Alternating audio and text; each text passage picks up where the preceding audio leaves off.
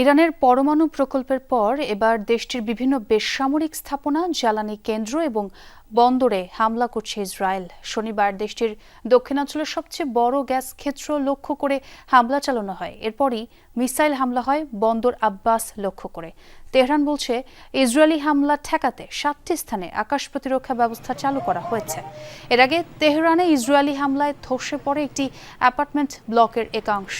এতে হতাহত হয় বহু মানুষ।